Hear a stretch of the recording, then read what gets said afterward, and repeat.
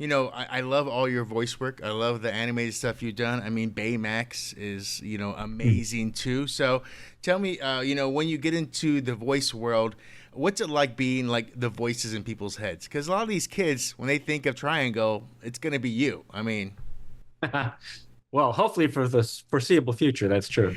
Um, yeah, I mean, I grew up with all those voices in my head. So the idea, I mean, that's the first time someone's put it to me like that. Uh, it's daunting, it's intimidating, and it's also very satisfying, I guess.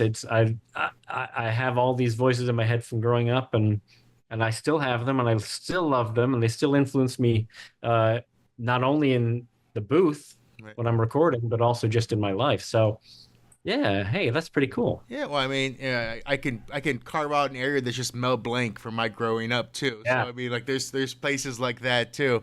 When you It's amazing, Mel Blanc, because he died, and then it has taken a legion of people to replace him. Like, so you know, at any given time, there's like, 20 people doing the voices that one man did. yeah, well, and just seeing him do it, and then I always love those old voice actors who showed up in suits with ties too. Like that makes me giggle for some reason. I don't know what it is too.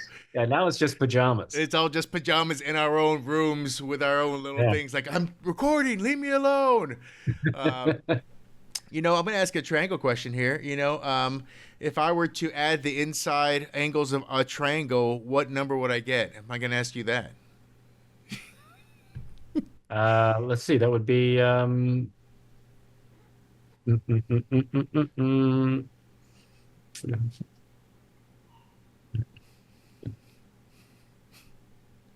Would it be 180? It would be 180. Okay. Congratulations. Yeah, that's right. Well, your triangle. I wasn't sure if I'd get that right, because triangle is actually a pyramid. That So, is true. That is true as well. When you've told people about this show, how do you explain it best? Because it's such as a wholesome show in a world of flashing erratic lights for kids. Sometimes, mhm. It is very gentle and very unassaultive. I describe it as a beautifully rendered, beautifully designed 3D world, and that will calm you and delight you, and sometimes scare you, and sometimes surprise you.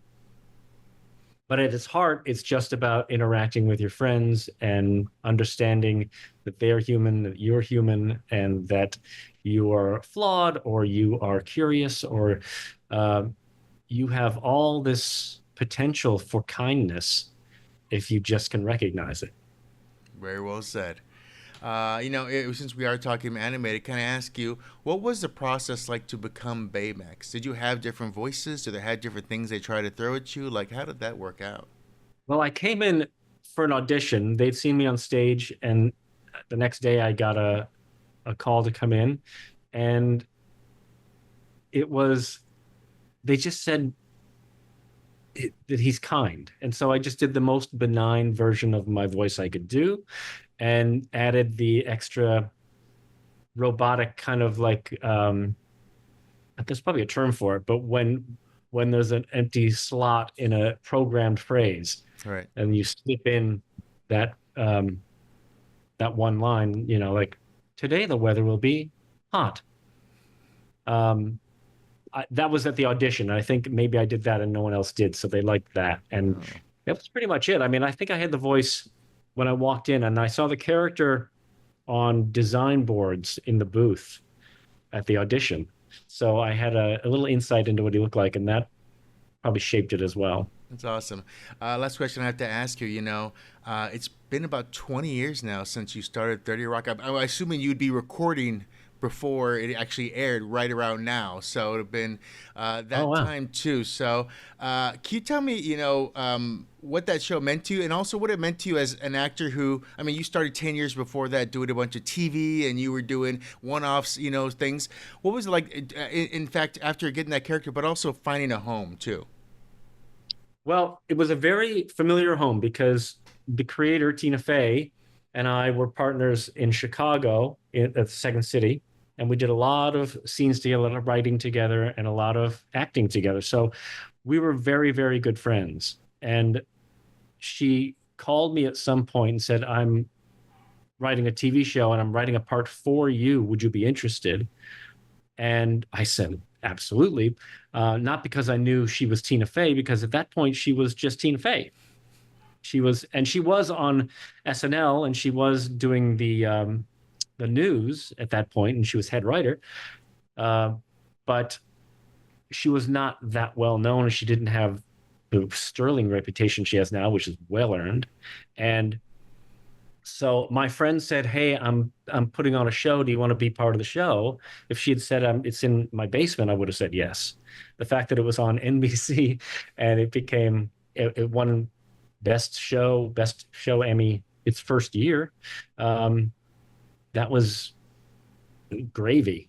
I just wanted to work with Tina again because she had left to do SNL. She'd left Second City where we were, and so I got to play with my friend again. That was the best part of it. And then there were some other people from Chicago too, Jack McBrayer and Rachel Dratch, who were also like siblings to me. So that was a great, very cozy group to be in. Very cool. Well, I have to let you go, but if I get one word answer from you, do you think Pete Hornberger escaped? Yes or no? Just a yes or no. No, but if I can just add a little bit to it, I don't think he could ever escape because wherever he ends up, he's not going to be happy. That's true. That's true. Well, I thank you very much. We'll make sure to talk about this. I'm glad you're doing well, and I hope everyone in your world is happy and healthy. Thank you, man. Pleasure. Be good.